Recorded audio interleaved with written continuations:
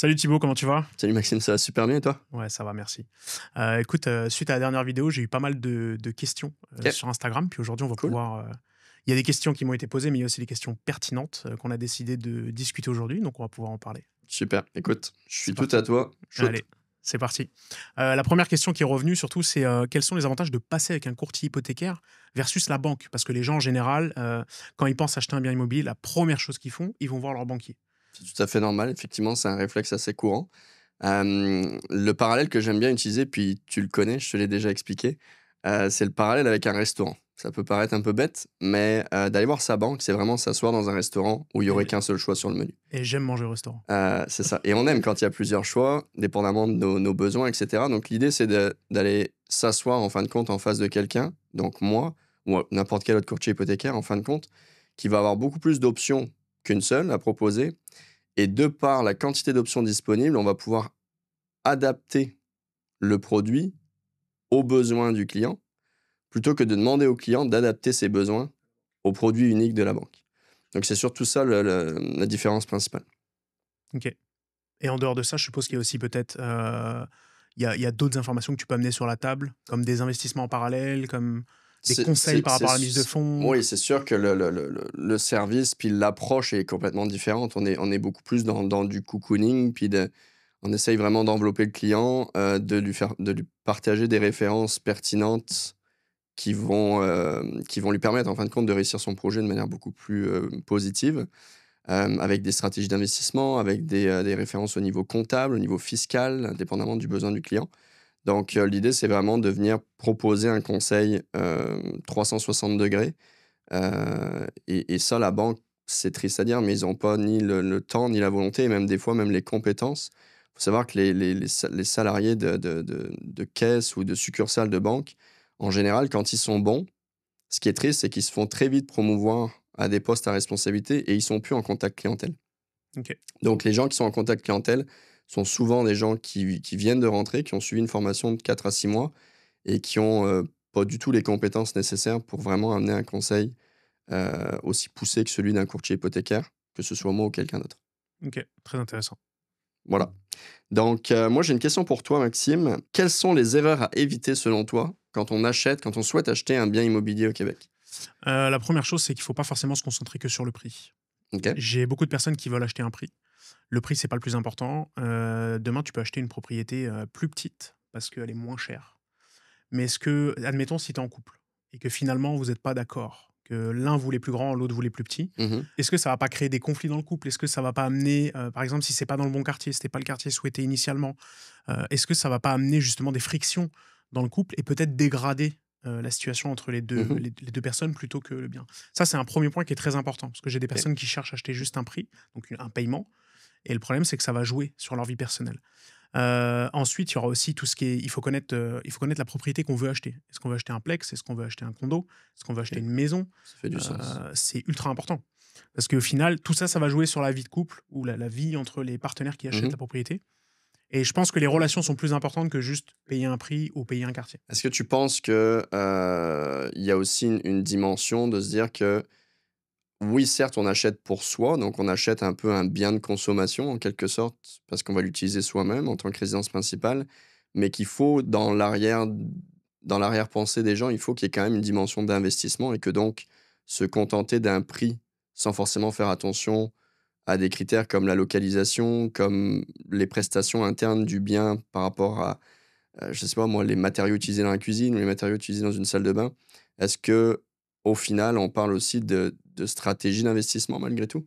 Il faut Dans le fait de choisir pas juste un prix, puis Il faut toujours avoir une stratégie d'investissement. Il faut quand même acheter au bon prix ou moins cher si possible, hein. C'est le but premier d'un mais pas accompagnement. à n'importe quel prix. Il faut acheter moins cher, mais pas à n'importe quel prix, C'est ça. Pas à n'importe quel dans prix. un sens. Il faut pas acheter à n'importe quel prix, bien sûr, mais il faut aussi réfléchir en termes de long terme. C'est-à-dire quand on achète une propriété, si vous l'achetez sur 5 ou 20 ans, il y a une vraie différence entre les deux. Mmh. Va être le retour sur investissement? Quel va être le bénéfice au moment de la vente? Tout ça, c'est des choses qu'il faut prendre en compte. Une propriété prendra beaucoup plus de valeur dans des quartiers précis à Montréal que à Rimouski. Et je dis pas que Rimouski c'est pas c'est pas une bonne ville pour investir. C'est peut-être une très bonne ville, je la connais pas, mais il faut bien réfléchir aussi à à ces points-là qui sont importants. OK. Pareil en termes de superficie, pareil en termes de commodités qui viennent autour de la propriété. Tout ça, c'est des points OK. importants pour de l'investissement à long terme, bien sûr. OK, ça fait du sens.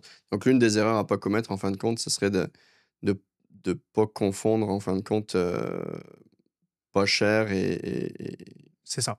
et pas bien, en fin de compte, là. Vaut Ça mieux peut acheter paraître un peu bien simpliste. et un peu plus cher, ou dans un quartier qui vous plaît et que ça soit un peu plus petit, par OK. exemple, mais quelque chose qui vous plaise et que ça permet de garder une certaine harmonie entre les deux Puis se dire partenaires. qu'en fin de compte, si on est acheteur un jour, on sera vendeur le lendemain, en fin de Bien compte. sûr. Donc, faut prévoir un petit peu Moi, d'acheter j'anticipe quelque toujours chose la qui se vente, vendra bien sûr. J'anticipe idéalement toujours la vente. bientôt. Au moment où je suis avec mes clients, quand on visite, je leur parle déjà de leur vente. Je sais que c'est un peu précipité parfois, mais Ouais, mais ça m'est déjà arrivé qu'un couple qui a voulu acheter avec des enfants en bas âge sur une route très passante à Montréal, je leur ai souligné. Attention, c'est une route qui est passante. Le jour où vous allez vouloir vendre, oui, il y a 3 chambres, mais il y a une route très passante. Est-ce que les gens avec des enfants en bas âge vont vouloir acheter cette on est propriété aussi tolérant que vous à à ce ce petit point-là? point-là. C'est OK, ça. je comprends. Et Thibaut, aujourd'hui, il y a une question qui revient pas mal. Depuis le 15 décembre, ils ont autorisé l'amortissement sur 30 ans. Alors, c'était déjà Mmh. autorisé, mais dans des situations bien Ouais. précises. Là, ça s'est ouvert au premier acheteur, si je dis pas de bêtises. Oui, avant, en fait, c'était autorisé pour toute personne qui mettait 20 de mise de fonds et plus. Ok. Donc, quand on était sur un prêt conventionnel, aujourd'hui, on a le droit, même avec un prêt assuré, donc avec moins de 20 de mise de fonds, d'amortir le prêt sur 30 ans. Ma question aujourd'hui, c'est est-ce que, oui, beaucoup vont dire oui, mais on va payer beaucoup plus d'intérêts, Mmh. certes. Est-ce qu'il y a des avantages à faire un prêt sur 30 ans pour toi? Ça dépend toujours de oui, il y en a. Ça dépend, ça sera pas les mêmes avantages, dépendamment des profils et du projet. Mais, concrètement, pour un premier acheteur qui a une situation peut-être un petit peu plus serrée, de le mettre sur 30 ans, sur les premières années, ça peut lui donner un petit peu d'oxygène tous les mois. On parle, ça dépend des montants de prêt, mais des scénarios que j'ai fait avec des clients, dernièrement, on parle à chaque fois, entre 180, 200, 250 pour des montants d'emprunt qui vont, de 350 et 450 000.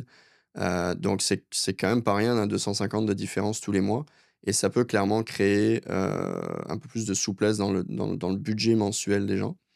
Maintenant, si on pousse un petit peu la question, ben, on peut se dire que si on a 250 de moins à mettre dans son hypothèque, on a 250 à plus à mettre dans d'autres investissements, que ce soit des placements, que ce soit des rénovations, que ce soit, juste dans soi-même. Parce qu'investir dans de l'immobilier, dans des placements, c'est bien, mais il faut aussi investir dans sa propre vie, pas oublier de la vivre comme il faut et donc, prévoir un 250 sur l'année, bah, ça fait 3 000 c'est peut-être un voyage qui peut être sympa, dépendamment des projets donc ça peut être aussi des cotisations pour les enfants, pour les études, ça peut être, bref, toutes sortes d'affaires et il faut pas juste se concentrer sur le coût que ça peut représenter. Il faut aussi penser au gain que ça peut générer et très souvent, si on fait les calculs, le gain est supérieur au coût si on fait les bons choix.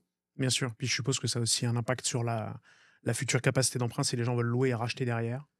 Oui, c'est sûr. C'est sûr que la personne qui aurait, un budget limité, qui, par exemple, se voit, confirmer un budget à 300 000 puis qu'elle l'aurait aimé peut-être booster un petit peu à 325, bah, peut-être que l'amortissement 30 ans, si on n'est pas déjà sur un amortissement 30 ans de base, peut-être que ça peut aider à aller vers ce 325 de budget. Parce que le fait d'amortir plus longtemps diminue la pression d'endettement sur les ratios et donc donne un peu plus de budget. Maxime, petite question pour toi, très intéressante, pas facile à répondre par contre, mais très intéressante. Comment fais-tu pour maximiser la valeur d'un bien au moment d'une mise en marché, au moment d'une mise en vente? C'est une très bonne question. La première chose, c'est qu'il faut comprendre la clientèle ciblée. OK. Tu ne vendras pas un plex comme tu vendras un condo au plateau Mont-Royal versus un plex dans Hochelaga, mettons. Tu vises pas la même clientèle. Donc, une fois que tu comprends ta clientèle cible, tu vas lui apporter ce qu'elle a besoin. Je te OK. donne un exemple. Un couple avec un enfant qui veut acheter en plein cœur du plateau Mont-Royal va chercher plus souvent du clé en main, plus souvent beaucoup de luminosité dans une propriété, de grands espaces, admettons, même si c'est un petit condo. Bah, on va venir épurer le condo. Moi, ça OK. m'est déjà arrivé de rentrer dans des condos pas très lumineux, avec des gros meubles noirs, tu sais, des choses Ouais, ouais, bien... ouais. Visuellement, c'est impactant quand Ça tu rentres, c'est ça calme lourd. l'envie d'acheter en C'est ça. général, Et ben, par exemple, on va venir stager la propriété. Donc, on va venir remplacer tous les meubles, mettre un bon coup de peinture. On va investir peut-être 3, 4, 5 000 dollars pour vraiment mettre la propriété au plus propre Est-ce que possible. toi, tu as des contacts Bien dans ce sûr, milieu-là pour bien sûr. comme aller chercher du service? Bien sûr, c'est totalement possible. OK. Et le but, c'est aussi peut-être parfois de réaménager des pièces, la disposition. Et si les clients ont un peu de budget, ça serait peut-être voir de faire des travaux. OK, Des donc fois, faire un coup de peinture ou rafraîchir un petit peu, voire même une cuisine à 15 000 peut t'amener un gain beaucoup plus intéressant sur un bien bien prisé, quelque chose qui est vraiment ouais, prisé. ouais. Ça peut être très intéressant. OK. Là, on va dans l'extrême, bien sûr, hein. Généralement, c'est plutôt un coup de peinture, on redispose les meubles, on enlève deux trois meubles. Ça arrive souvent que je De demande à ce que les d'épurer un meubles, petit peu c'est ça, soient enlevés pour l'environnement. épurer l'espace et que les gens, enfin, que les clients, quand ils vont rentrer, qu'ils se sentent, dans un espace très grand, très lumineux, avec des peintures claires, OK, qu'ils se sentent heu, bien en fin de compte, qu'ils qu'ils se se sentent sentent, bien. C'est ça. chez eux, même si c'est pas encore Ça, c'est une des choses qui est le cas. importante et la deuxième chose, c'est aussi dépersonnaliser un bien. Enlever les photos personnelles, les Ah bijoux, les OK. choses comme ça, Ah, on c'est drôle range un ça. maximum de choses. Tu sais, même les machines de cuisine, par exemple, donc les batteurs, Thermomix et cetera, c'est les choses qu'on range au moment des visites. OK, Tu parce vois, que tu veux donner aussi une impression de grandeur, j'imagine, sur c'est ça, les un comptoirs et maximum, les cetera? comptoirs, tout est visuel. OK. Quand les personnes rentrent, c'est visuel. Bien sûr, il y a le secteur, il y a l'entourage, le quartier. Ils vont regarder tous ces points-là, mais le visuel est très important. Donc ouais, donc c'est vraiment de comprendre la clientèle cible et il y a aussi un point qui est très important, c'est, le moment de la mise en marché. Moi, j'ai une mise en OK. marché bien Il y a un précise. timing à J'ai une respecter. stratégie bien précise à chaque fois que je mets un bien en Est-ce vente. que tu veux nous la dire ou c'est secret? Je dirais pas tout, mais je peux en dire une partie, mais c'est une partie qui est utilisée par beaucoup de courtiers immobiliers. Ça va être, le jour précis. Il y a un jour précis pour mettre en vente à mes yeux. Alors des fois, on n'a pas le temps. Des fois, on a besoin de vendre vite pour X ou Y raison, il y a un autre projet derrière. Mais si on a un peu de temps devant nous, bah, il y a des moments précis à mettre en Vaut vente. mieux attendre 2 3 jours pour tomber pile poil, C'est ça, avec, une visite libre, avec, une vidéo qui est boostée sur les réseaux sociaux, avec aussi tout un on peut faire des fois un tour de voisinage de quartier, donc dire aux voisins: «Eh bonjour, aujourd'hui cette propriété est en vente, visite libre dimanche, est-ce que ça vous intéresse de venir visiter?» Si OK. vous connaissez quelqu'un Je savais qui pas qu'on pouvait faire ça. Enfin, on je peut me le doute faire, qu'on peut, mais est-ce c'est que toi, ça. tu as déjà fait, Bien sûr, ça m'est déjà arrivé, ouais. Quand OK. tu mets une propriété en vente, tu vas sonner dans l'immeuble, tu mets une petite affiche: «Visite libre dimanche, n'hésitez pas à passer si vous connaissez du monde». OK, c'est plus un petit flyer que tu mets, Ouais, c'est ça. C'est pour montrer aux autres que cette propriété est en vente et qu'il peut y avoir un gros intérêt. Donc ça, c'est aussi un point qui est très important, ça va être la mise en marché en elle-même. donc au final, des fois, ça vaut la peine d'aller chercher loin, mais des fois, peut-être que le voisin C'est ça. voudrait se porter acquéreur Enfin, et pour te qu'au donner une final, il est idée, juste la porte d'à côté, quoi. c'est ça. Moi, j'utilise cette stratégie dès le départ. La vidéo est très importante pour moi, j'utilise beaucoup les réseaux sociaux. La vidéo est très importante. Le premier condo que j'ai vendu, je l'ai vendu à travers Facebook, à travers une vidéo. OK. Donc j'ai posté la vidéo, on a fait de la publicité, et puis j'ai reçu un message d'un acheteur, mais je ne savais pas que c'était un acheteur. Il m'a envoyé un message, j'ai répondu, plus de nouvelles. Donc on passe au suivant, quoi. Sauf qu'en fait, il est venu visiter quelques jours plus tard avec son courtier, ils ont fait une offre et ils ont acheté le condo. Et c'est après, en regardant un peu les stats, les messages, je me suis aperçu que c'était C'est la même fou personne, quoi. c'est fou parce que je me sens vieux en disant ça, mais ça me viendrait pas à l'idée d'acheter un bien. Tu sais, et pourtant, on fait des vidéos, puis c'est super intéressant, mais et c'est la nouvelle manière de communiquer, mais c'est vrai que d'acheter un condo sur Facebook, on dirait que, je me suis Et, encore c- jamais connecté à Facebook en me disant: «Je vais acheter un et c- appartement», tu sais? et c'est là la subtilité, c'est qu'en fait, cette personne est tombée sur la vidéo avec la publicité. Donc Elle est à la revenue base, par un chemin elle lui autre, était pas forcément mais c'est comme ça qu'elle destinée. l'a vu. Elle lui était pas forcément destinée, mais il est tombé sur cette vidéo.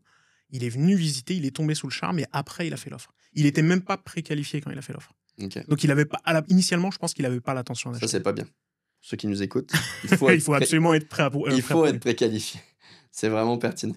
Mais pour dire que c'est un bien qui s'est vendu, s'il n'y avait pas eu la vidéo Facebook, est-ce qu'il se serait vendu à cette personne? Je pense pas. Donc ça, c'est vraiment des outils aujourd'hui qu'on peut utiliser qui sont très On importants. doit On quasiment, doit, c'est une j'imagine, utiliser. obligation. Aujourd'hui, je ne ferai pas une mise en vente sans une vidéo. Ça vient OK. avec, C'est automatiquement. pas tous les courtiers immobiliers qui font des vidéos, Chacun sa manière de. c'est quand Ouais. même un temps d'investissement en plus pour toi, Oui, mais sur les le tra résultats sont oui, mais présents, ça reste que, indépendamment de ça, il y a quand même beaucoup de courtiers qui prendront peut-être pas le temps de faire, déjà qui savent peut-être pas faire bien sûr. et qui veulent pas forcément mettre de temps là-dedans, nécessairement, tu sais? Puis je pense que c'est important de le faire aujourd'hui, c'est presque une obligation. Et puis je pense faire partie de la nouvelle génération de courtiers immobiliers qui utilisent énormément les réseaux sociaux et on peut avoir des impacts très intéressants. Et toi, Thibaut, du coup, c'est quoi les erreurs, toi, que tu pourrais conseiller à des acheteurs en termes de financement? Les erreurs à éviter pour un acheteur, c'est sûr que moi j'ai eu beaucoup de clients, ces dernières années qui me contactaient ou que je rencontrais si tu veux de manière complètement, par hasard en fin de compte et je leur dis: «Et puis, est-ce que vous êtes locataire, propriétaire? Est-ce que vous avez déjà pensé à acheter?» Et ils me disent: «Non, on peut pas acheter». Et je suis comme: «OK, mais est-ce que vous avez déjà fait les préqualifications? Est-ce que vous avez déjà fait les analyses? Est-ce que vous avez déjà, fait le processus en fin de compte pour valider, votre capacité ou non?» Et souvent les gens prennent la décision de ne pas acheter en pensant qu'ils ne peuvent pas sans avoir fait aucune vérification. Donc c'est vraiment juste, imagine 2 personnes dans une pièce qui se parlent juste à elles-mêmes et qui, en fin de compte, en arrive à une conclusion, mais sans avoir pris l'avis extérieur et les conseils de professionnels externes. Bah, c'est un peu ça que ça fait et honnêtement, c'est dangereux parce que ça calme des projets, qui pourraient voir le jour et en fin de compte, les gens ne vont pas de l'avant pensant qu'ils peuvent pas. Ça, c'est une des erreurs et la deuxième erreur, c'est effectivement de ne pas comparer et de ne pas prendre les services d'un courtier hypothécaire. Alors, je prêche pour ma paroisse forcément, mais ça reste que de se priver d'un service de courtage hypothécaire, quand c'est absolument gratuit pour la personne qui en bénéficie, et que ça vous offre une capacité de comparaison des taux, des conditions, une compréhension des stratégies, pour moi, c'est une erreur, grossière dans le sens où n'importe quel service gratuit autre que le courtage hypothécaire, les gens vont y aller, demain, on invite quelqu'un au restaurant, on lui dit qu'il y aura pas d'addition, il va aller manger, en 3 secondes. Mais le courtage, on dirait que ça bloque, les gens, on dirait qu'ils ont un manque de confiance alors qu'on est encadré par l'Autorité des marchés financiers et qu'on se doit de les protéger. C'est notre mandat premier et si on fait pas ça, on risque gros, là. C'est sévère. Donc c'est ça. Est-ce qu'au niveau du choix d'un courtier hypothécaire versus la banque, est-ce que le client, à la fin de la journée, paiera plus cher un courtier hypothécaire dans son prêt, dans son emprunt, par rapport au taux d'intérêt, ou est-ce que les taux d'intérêt entre une banque et un courtier hypothécaire sont les mêmes? C'est une super bonne question. C'est vrai que les gens pourraient se dire: «Ah oui, je le paye pas», mais au final, je le paye quand même. Puis c'est vrai, je suis payé, tu sais, je travaille pas gratuitement. Personne ne travaille gratuitement. Mais non, bah, en tout cas, j'en connais pas beaucoup. Mais c'est clair que les taux que l'on a sont exactement les mêmes. Je veux dire, c'est des grilles de taux qui sont publiées par les banques et on a même des fois des taux, j'ai encore eu le cas ce matin chez BNC, j'avais un taux plus avantageux que le client qui est client BNC, tu sais?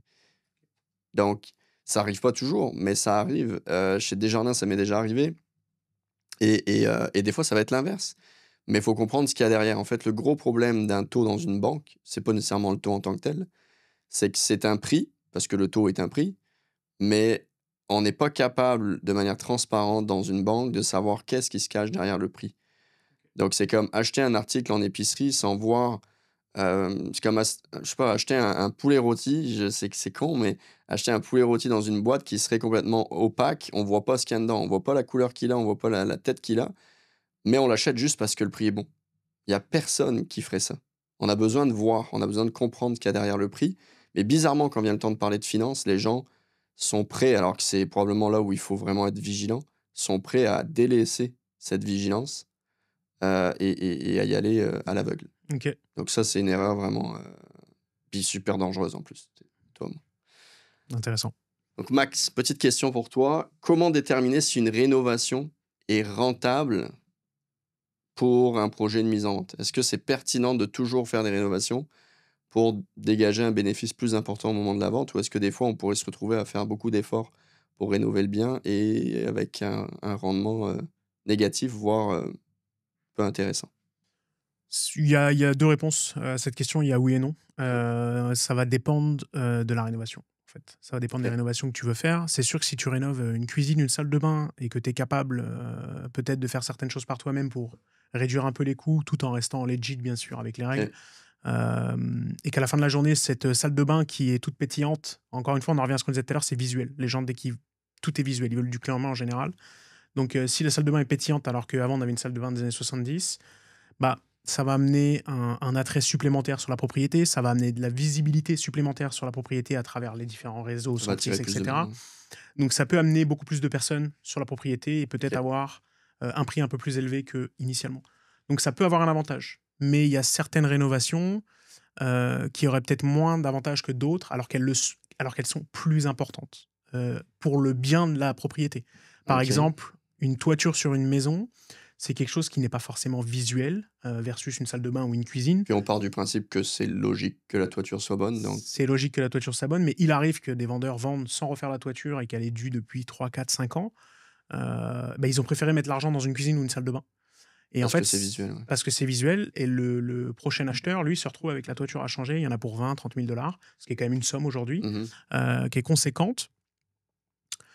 Et je pense, aujourd'hui, pour moi, la structure de la propriété, donc que ce soit toiture, fenêtre, fondation, revêtement, est beaucoup plus importante qu'une salle de bain ou une cuisine. Mais est-ce que ça fait prendre plus de valeur? Pour moi, ça en fait prendre un peu moins. Pour moi, visuellement parlant, c'est ce qui va. Parce que les gens, Ce qui est j'imagine, visuel. ressentent la chose et se disent, OK, c'est là que je vais vivre, c'est dans cette cuisine, alors qu'en théorie, C'est on ça. ne vit pas dans sa toiture, hein, On on se se le dit. l'accorde, mais s'il y a une Donc, fuite dans la toiture, ils vont s'en souvenir pendant un petit c'est moment. sûr que c'est moins le fun. Et est-ce qu'on pourrait parler des fois de surrénovation? J'ai un client récemment qui a mis plus de 120 000 dans une cuisine, là.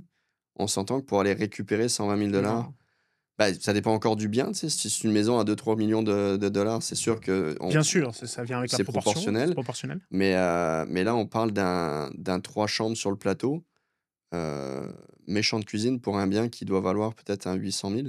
Est-ce est-ce qu'on pourrait parler d'une sur-réno et au final, ben, c'est impossible de retrouver le prix dans la vente? Pour moi, ça va augmenter la valeur de la propriété au moment de la vente, mais est-ce qu'il retrouvera entièrement enfin, est-ce qu'il va s'y retrouver financièrement?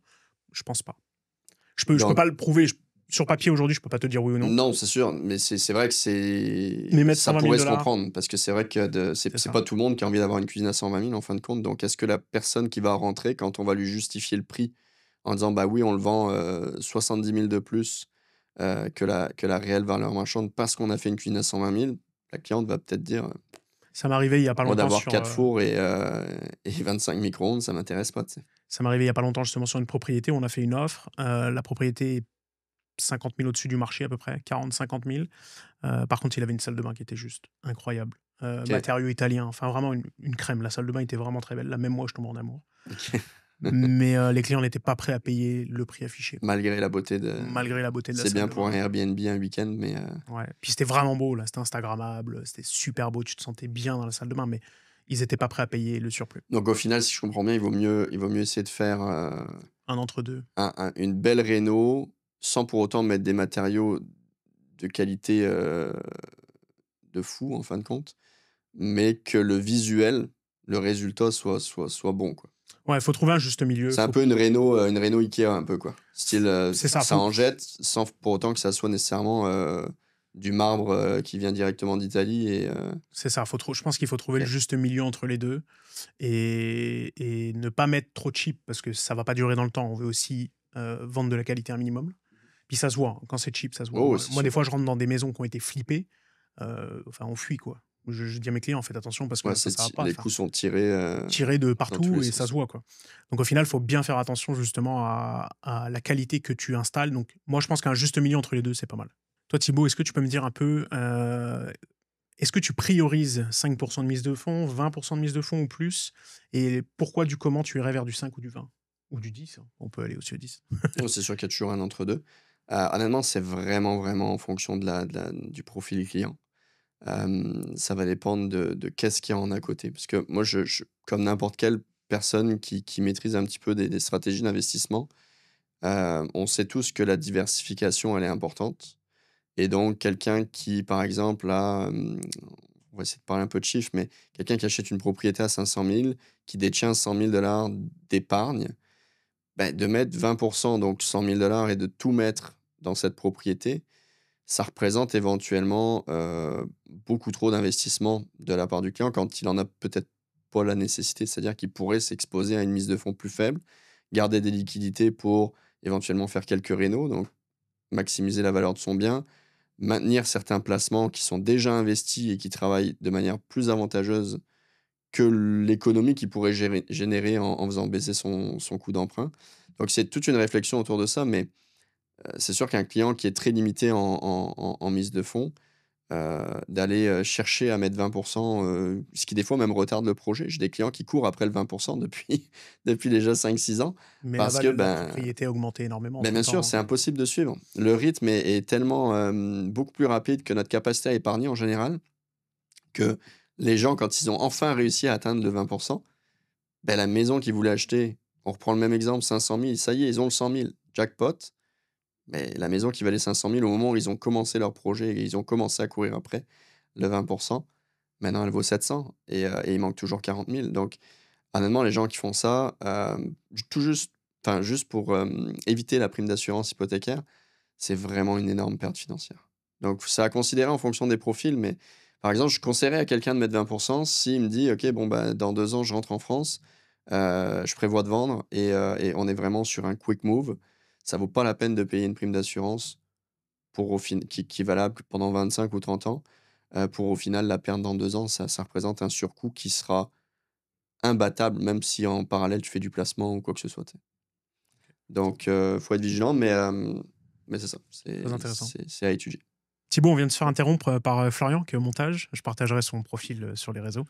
C'est une question très intéressante. Est-ce que le terme, enfin, en France, quand on signe une propriété, on la signe sur 15, 20, 25 ans. Au Québec, on sait qu'on re-signe tous les 3, 5, 7 ans, ou on peut même aller jusqu'à 10 ans, je pense. Ouais. Pour toi, est-ce que c'est un avantage ou est-ce que c'est un inconvénient? C'est toujours encore une fois une question de point de vue, mais c'est vrai que c'est assez insécurisant de se dire que, ben, au bout de 5 ans, par exemple, parce que c'est vrai que c'est très standard, il y a beaucoup de gens qui prennent du 5 ans, un petit peu moins en ce moment, mais de renégocier à chaque 5 ans, ça permet aussi de pouvoir, éventuellement, faire évoluer, l le bien dans lequel on souhaite vivre. Parce que c'est quand même une porte qui s'ouvre. Alors oui, elle s'ouvre à une exposition, envers les taux ajustés, donc qui peut être une bonne chose si les taux ont baissé.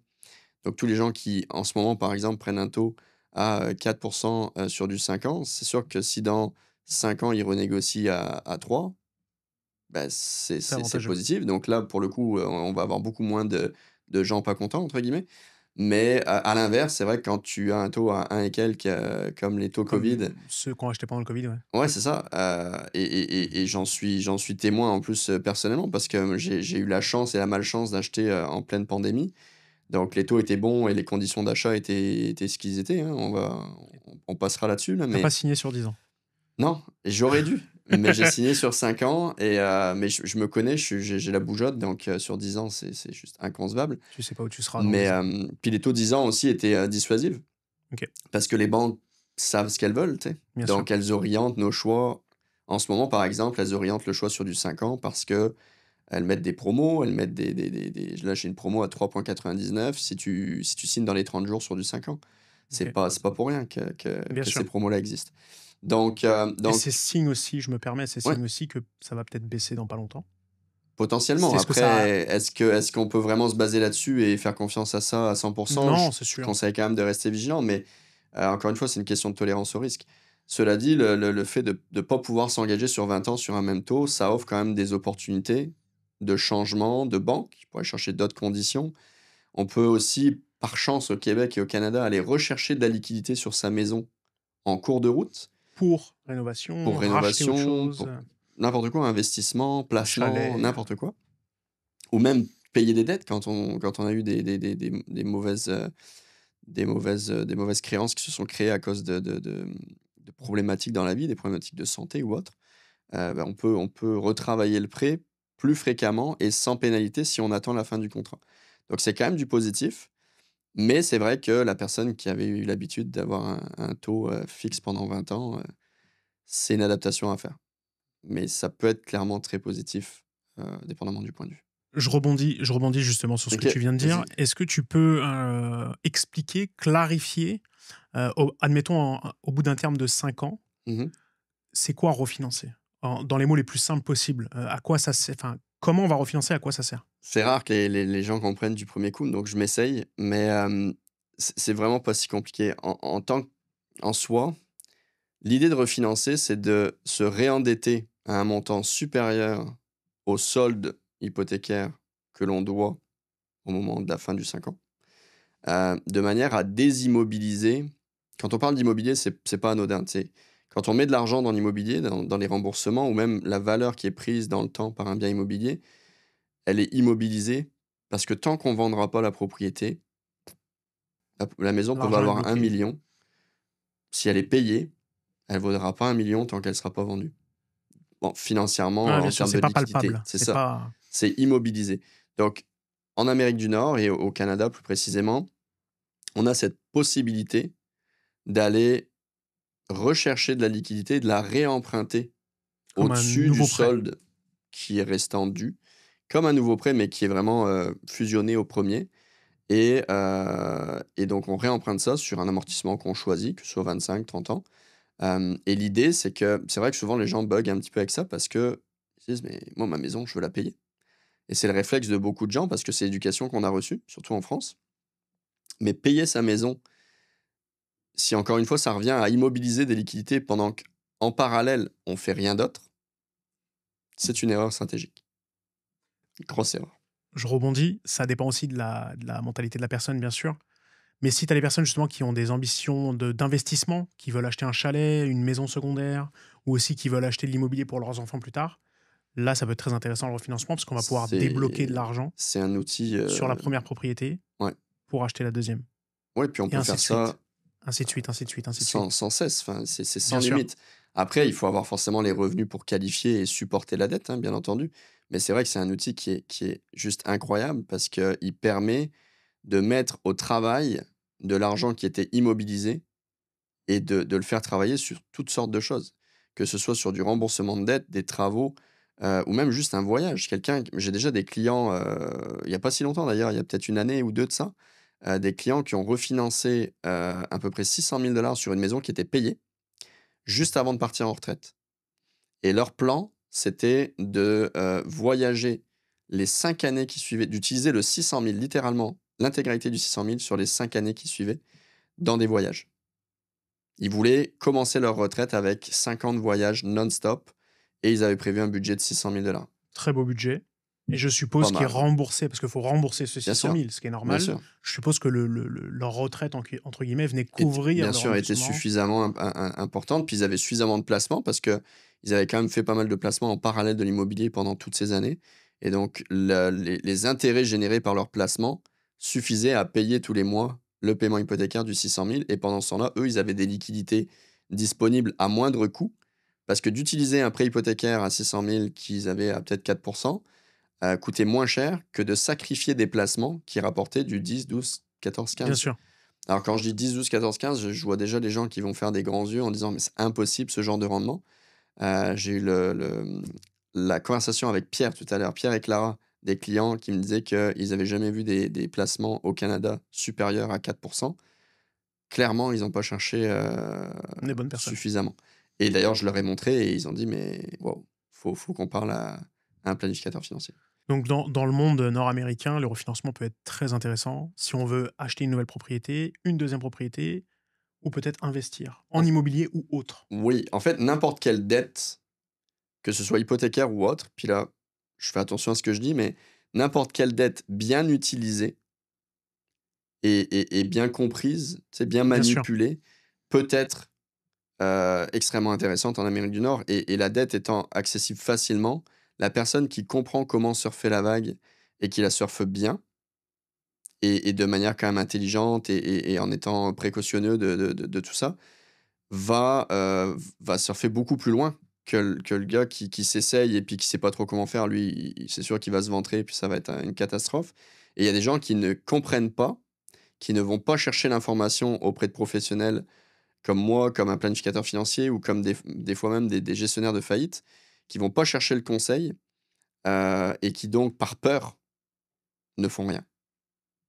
Parce que, ben, ils connaissent pas et c'est vrai que le manque de connaissances effraie. On est Bien tous sûr. pareils là-dessus. La Mais connaissance, c'est le pouvoir. c'est vrai que c'est ce qu'on dit. Et c'est vrai que les gens ont accès à un service, encore une fois, de courtage hypothécaire qui est gratuit. Je refais la promo, mais l'idée, c'est pas que ces gens-là m'appellent moi nécessairement, mais qu'ils appellent quelqu'un, Qui s'entoure. voilà, qui s'entoure. Moi, je me suis toujours dit, quand je suis arrivé au Québec il y a 6, 7 ans de ça, mon objectif premier, c'était d'avoir une équipe de professionnels compétents et intègres et honnêtes dans différentes sphères professionnelles. Donc, sur un courtier immobilier, un courtier hypothécaire, un planificateur financier, un comptable, un bon fiscaliste, un bon gars qui fait de la construction. Enfin, vraiment des gens compétents et de confiance. Et en fait, c'est un peu mon bouclier en investissement parce que quand vient le temps de faire face à un projet, ben, j'ai un couteau suisse de professionnel dans la poche et j'ai un besoin, je dégaine. Et le besoin est répondu et par des vraies stratégies pertinentes, tu sais. Et ça, tout le monde devrait faire ça. C'est sûr, c'est certain, c'est hyper important de bien s'entourer. Et puis, C'est primordial. c'est aussi important de comprendre aussi avec quoi on joue parce que ça reste des gros chiffres, veut pas. Donc, c'est important de comprendre les finances, si je peux dire ça comme ça, en Mais tout le Amérique du monde peut Nord. comprendre. Mais il faut juste s'y intéresser, en fait. C'est C'est c'est juste ça. comme quelqu'un qui laisse 50 000 $ sur son compte courant versus quelqu'un qui va placer ce 50 000 $. Il y a personne, je veux dire, je suis pas plus intelligent que n'importe lequel de mes clients, là. Peut-être un ou 2. Non, je déconne. Mais, mais pour vrai, n'importe qui est capable de comprendre ça. et n'importe qui est capable de comprendre n'importe quoi, en fin de compte. C'est juste que c'est une question de démarche. Est-ce que tu as envie de comprendre Il faut déjà, pour s'intéresser au commencer? sujet aussi, bien sûr. Est-ce que tu as envie de parler aux personnes qui peuvent t'expliquer, te vulgariser les process et les procédures à suivre? Et à partir de là, si tu t'intéresses à quelque chose, je veux dire, les gens sont capables des fois de commencer à faire, de la crypto-monnaie. OK, ils sont capables de commencer à faire du trading en crypto parce qu'ils ont regardé des vidéos YouTube et des TikTok, mais ils ont peur d'utiliser de la dette pour faire du placement. C'est quand même vachement plus risqué de faire de la crypto-monnaie, surtout quand tu t'y connais que à travers TikTok et YouTube, que d'utiliser des stratégies financières qui sont vieilles comme le monde à travers le refinancement, par exemple. Très intéressant. Juste commencer quelque part. C'est un peu comme les intérêts composés, quoi. Ouais, c'est ça, exactement. Non, mais il faut juste commencer quelque part, puis se donner les moyens d'avancer. C'est pareil dans n'importe quelle profession. Quelqu'un qui va être bon dans sa profession versus quelqu'un qui sera juste médiocre, bah, c'est une personne qui va être plus curieuse, qui va chercher à développer des compétences. C'est le même principe dans sa vie C'est personnelle au niveau de très ses important, bien investissements. sûr. Moi, quand j'ai commencé en immobilier, je me suis collé à des courtiers immobiliers qui étaient en place depuis très longtemps Voilà. pour apprendre et Mais comprendre le c'est la métier. base. C'est la Et base. puis aujourd'hui, après maintenant 4 ans, ils me font toujours confiance. On travaille toujours ensemble et c'est ça Non, qui est plaisant, quoi. c'est ça. Faut se bouger un petit peu. Maxime, petite question pour toi. Quels sont les risques, selon toi, pour un acheteur de décider de ne pas faire d'inspection au bâtiment? C'est une bonne question. Ça va surtout dépendre de la propriété. Forcément, une inspection sur un condo versus une inspection sur une maison ou un plex n'est pas du tout la même inspection. Mhm. Que ce Je soit comprends. en termes de durée, en termes de ce que l'inspecteur va regarder, enfin, De coût aussi, en j'imagine. termes de coût. Tout ça, c'est des points à prendre en compte. Sur un condo, il y a quand même, on va se dire les choses, il y a quand même un peu moins de risques. Moi, je conseillerais toujours l'inspection. De toute façon, c'est une obligation déontologique. Et Ouais, puis, ouais, ouais. dans tous les cas, il faut que mes clients fassent leur devoir diligent, entre guillemets. Même si c'est un condo qui a 5 ans ou 3 ans, je conseillerais toujours de faire une inspection. Parce que si jamais il y a un recours en justice et que les acheteurs se retrouvent face à un juge, le juge va poser la question: avez-vous fait inspecter? S'ils disent non, le juge va dire: ouais, vous n'avez pas fait vos devoirs. Donc, dans tous les cas, je conseille une inspection. Ouais, c'est la responsabilité de l'acheteur de De faire décider si lui, il a ses. la tolérance au risque face à ça. C'est ça. Bien sûr, une inspection sur un condo ne sera jamais la même. Sur un condo, en général, il va regarder que l'intérieur de la propriété. Il ne regarde pas l'extérieur parce que Donc, c'est lié au syndicat. c'est une inspection visuelle de l'intérieur du bien, Ça quoi. reste une inspection visuelle, c'est ça, tout à fait. Le risque à la fin de la journée, c'est surtout pour le côté, je pense, juridique. C'est que si demain, admettons, il y a des acheteurs qui vont acheter un plex sans garantie légale, ce qui arrive beaucoup en ce moment, s'ils ne font pas inspecter à cause des surenchères ou peu importe, Ok. s'ils s'aperçoivent qu'il y a des vices cachés ou s'ils s'aperçoivent qu'il y a des gros problèmes sur la propriété par la suite, ça va être beaucoup plus compliqué pour eux de se défendre, de faire valoir leurs droits, Ouais, ouais, entre c'est guillemets, sûr. auprès d'un vendeur. Donc c'est vraiment important de faire l'inspection. Je préfère limite, c'est malheureux ce que je veux dire, mais je préfère limite des fois que des acheteurs ratent une propriété pour l'inspection. Ouais, ouais. Enfin, en tout cas, Bah, c'est moi, sûr que moi, j'ai déjà vu des résultats d'inspection, là, ça fait très très peur là. ouais, c'est assez intense. Et ça m'est déjà arrivé de sortir suite à une inspection. Et pourtant, je suis pas le plus gentil en termes de sortie, entre guillemets, parce qu'il y a des règles. On sort pas suite à une inspection si c'est pas des problèmes majeurs. Il faut que ce soit des problèmes majeurs. Mais je suis déjà sorti parce qu'on est tombé. Qu'est-ce qu'on appelle problème majeur? Alors ça, c'est à la discrétion de chacun. Il y en a pour qui une fenêtre qui est cassée, c'est un problème majeur. Il y en a pour qui une ampoule, alors j'abuse un peu, mais tu Ouais, ouais, comprends le principe, je quoi. comprends. Mais problème majeur, on va parler de fondation surtout, on va parler de toiture, de gros coûts en termes de Problème travaux. d'infiltration, ce genre de choses. Ouais, il y a déjà eu des poursuites et des vendeurs ont gagné parce que des gens sont sortis. Finalement, ils ont fait l'inspection, puis la propriété leur plaisait plus. Ouais, parce qu'il y Ils avait ont utilisé l'inspection un comme joint de une porte qui a été excuse. C'est endommagé ça. ou, Ils ont utilisé l'inspection comme excuse, ils sont sortis, ils se sont fait poursuivre et ça leur a coûté très très cher. Donc là-dessus, moi, je suis très donc dur avec mes acheteurs. de considérer l'inspection comme une porte de sortie Il faut pas. facile, Non, surtout pas. c'est dangereux. C'est très dangereux. Et moi, c'est quelque chose que j'explique dès le départ. Avant même OK. de faire l'offre, si les personnes m'en parlent et qui me disent: oui, mais Max, si jamais on veut ça. Non. Une fois que tu es engagé dans une offre, c'est beaucoup plus compliqué d'en sortir. C'est bon quand même parce que j'ai plein de clients qui pensent justement que l'inspection, tant qu'il y a une condition d'inspection, on est Non, correct. pas pour moi. Mais en C'est pas ma manière de réalité, travailler. C'est comme ceux qui veulent négocier avant l'inspection et après l'inspection. C'est pas non plus la bonne manière de faire, à mes yeux, bien sûr. Chaque professionnel est différent et je ne juge pas mes collègues. Mais moi, je négocie toujours avant. On tu reviens s'entend, jamais à la négociation. sauf problème majeur. Problème important. Ça m'est déjà arrivé on a fait une maison, rive sud avec un couple d'amis en plus au passage.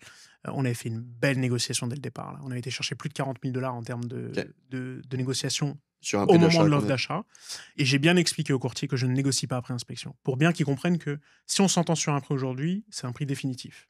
OK. Je lui ai bien expliqué qu'on négociait pas après inspection, sauf problème majeur, problème important. Et on a eu un problème important, il y avait toute la toiture à refaire, alors qu'elle n'était pas encore due, entre guillemets. Et au final, on a été rechercher une baisse, De combien? 8 000 $. Donc on a été chercher 8 000 $, ce qui a quand même permis de faire les frais et les réparations de la toiture. Et là, on a pu renégocier. Mais on négocie pas pour le plaisir, on négocie parce qu'il y a quelque chose qui a été découvert, Je comprends. qui n'était connu de C'est une personne. question de respect aussi en même temps pour le vendeur et pour maintenir une bonne ambiance dans la transaction, même si on n'est pas là pour faire plaisir à personne en tant qu'acheteur, mais à la fin de la journée, une transaction qui se passe bien, c'est quand même Le but, c'est que la transaction se passe bien, mais important. moi, je suis là pour protéger les intérêts de mes clients. Donc à ce moment-là, c'était des acheteurs. Donc je m'occupe vraiment de protéger leurs intérêts. Si on doit aller chercher une baisse, et mes clients ne voulaient pas. Pour te dire un peu le fin mot de OK. l'histoire, ils m'ont dit non, mais Max, c'est bon, on a déjà bien baissé et tout. J'ai dit non, mais attends, tu vas avoir des frais supplémentaires qui n'étaient pas prévus, que tu ne peux pas forcément financer parce qu'on arrive à la fin de ton financement, qu'on passe chez le notaire dans peu de temps. Il faut que tu ailles rechercher quelque chose. Et au final, on a été rechercher un 8 000 $. OK. Malgré qu'eux étaient quand même un peu frileux parce qu'ils avaient peut-être peur de perdre la propriété. C'est ça. Bah, on ne l'aurait pas perdu en tant que tel parce que c'est nous qui décidons à la fin de sortir. C'est pas les vendeurs qui OK. décident de plus faire la vente. Mais ils avaient un peu cette crainte. Et au final, la transaction s'est super bien passée. Les vendeurs ont été très compréhensifs. Ils ont dit non, non, on a vu comme vous, on Ça a fait du découvert le sens. problème, ça fait du sens. C'est pas du marchandage, quoi. C'est pas un marchand de tapis, là, on comprend. Donc OK. on va s'entendre. Et au Très, final, très ça bien. s'est bien passé pour tout le monde. Et encore une fois, l'inspection est très importante. Parce que si on n'avait pas fait inspecter, mes clients l'auraient peut-être découvert par la suite. Et ça aurait été un surplus qui n'était pas prévu. Mouais, c'est ça. Puis sans inspection, tu peux pas savoir, Non. et utiliser cette matière-là pour, Moi, en tant que négocier tel, éventuellement. c'est ça. Moi, en tant que tel, quand je visite, je suis capable de voir un peu ce qui va pas. Parce qu'à force de faire des visites, à force d'être en inspection, moi, je suis très curieux.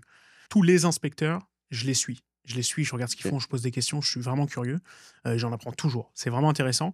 Donc, moi, quand quand je rentre dans une propriété et que je visite avec mes Tu clients, vois déjà un peu, je suis déjà un peu capable de savoir dans quel état elle est, est-ce qu'elle a été entretenue, est-ce qu'elle n'a pas été entretenue, est-ce que c'est sain ou pas. OK, Donc déjà ça va beaucoup m'aider moi. Donc c'est-à-dire quand on fait un débrief, quand on sort de visite, je leur dis: «J'ai vu ça, j'ai vu ça, j'ai vu ça, ça va coûter à peu qui est près tant» et confirmé par cetera. la suite par l'inspection. Et l'inspecteur vient confirmer et des fois, il trouve d'autres problèmes. OK. Donc c'est pour ça que c'est toujours intéressant de faire inspecter. Parfait, merci beaucoup. Question pour toi, Ouais, vas-y. en tant que Français, on aime bien rembourser rapidement une dette. Est-ce que, je peux rembourser beaucoup plus rapidement une dette? Admettons, on s'endette sur 25 ans, on décide de prendre un amortissement sur 25 ans, Mmh. mais est-ce que je suis capable de la payer en 15 ou 20 ans, cette Bien dette-là? sûr. Bien sûr, tu peux même la payer, forcément, il faut avoir les capacités, mais il y a certaines banques qui proposent jusqu'à 20 de remboursement anticipé autorisé sans pénalité, sans frais, Chaque année?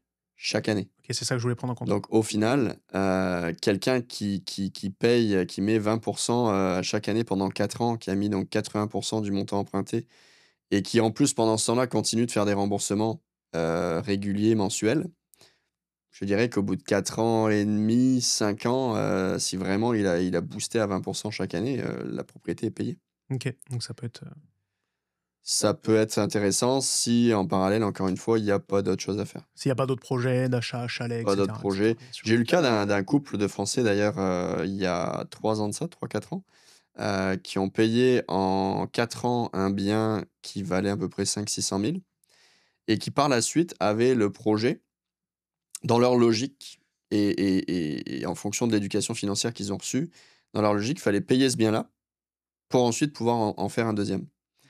Et en fait, la problématique, c'est que quand tu mets autant d'argent en remboursement anticipé, ben, tes disponibilités en liquidité, elles sont quand même assez minimes quand vient le temps de racheter quelque chose.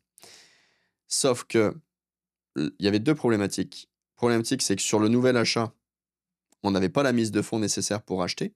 Donc là, il fallait qu'on reprévoie, je pense qu'à l'époque, il fallait qu'ils reprévoient à peu près 6 ans pour remettre de côté suffisamment pour le nouvel achat. Donc là, toi-même, en tant que courtier immobilier, tu vois déjà le gros problème, c'est que, bah, au lieu d'acheter tout de suite, tu achètes dans 6 ans, donc le prix est Le plus du tout prix le va même. exploser, bien sûr. C'est juste délirant comme perte, quand vient le temps de mettre ce genre de pseudo-stratégie, parce que c'est pas une stratégie en soi, là. C'est plus une erreur stratégique qu'une stratégie. Et l'autre problème, c'est qu'ils prévoyaient de mettre en location le bien qui était fini de payer. L'inconvénient là-dedans, c'est que quand on loue quelque chose, quand on perçoit un loyer qui est donc un revenu fiscalisé, on a la possibilité de déduire de ces revenus des dépenses. Donc, que ce soit les intérêts d'emprunt, les frais de condo, les taxes municipales et scolaires, les frais d'assurance, etc. Là, tu parles quand on loue la propriété. Quand on loue la propriété. Ok.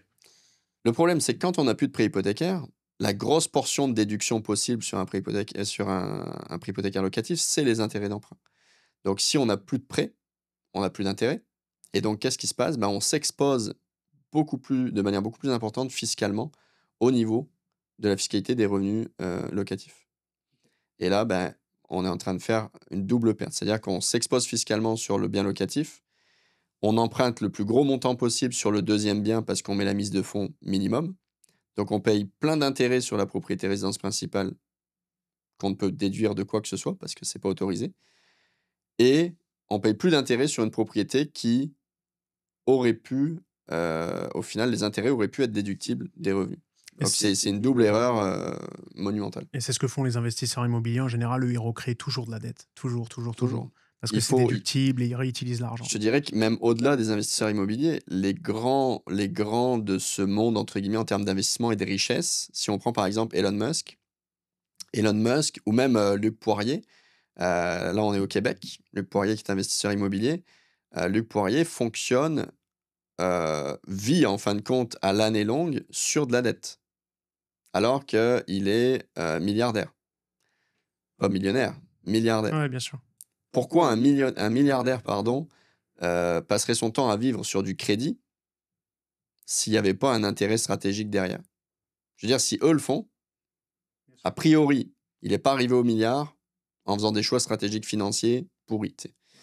Donc, faut s'inspirer. Alors, on n'arrivera probablement jamais là. Et encore là, jamais dire jamais. Il faut croire en ses rêves. Mais et encore là, il faut avoir ça comme rêve. Mais ça reste que Elon Musk, Luc Poirier, probablement, je pourrais prendre Jeff Bezos, je pourrais prendre n'importe quelle personne qui a réussi à monter en puissance en termes de finances, l'a pas fait juste avec ses petites économies du mois sur son salaire. Ah, c'est sûr, il a utilisé Il est allé dette comme chercher des levier. financements, des investisseurs. Je veux dire, des mecs qui ont, par exemple, Elon Musk qui a monté Tesla ou qui a monté SpaceX, etc. Il est allé chercher du financement auprès des gouvernements, auprès des banques, auprès de même la Gigafactory qui a été construite en Allemagne chez Tesla. 100% du coût est emprunté au gouvernement allemand. C'est fou quand même. Mais il a raison. Hein. Il a raison. Il utilise les outils qu'on lui donne. Il grossit grâce à de la dette et pendant ce temps-là, son argent prend beaucoup plus de valeur que le coût de ses dettes. Donc, je sais que là, on parle de gens qui font des millions, des milliards et tout ce que tu veux, mais les stratégies sont pas si différentes pour des gens comme nous. Tout à fait.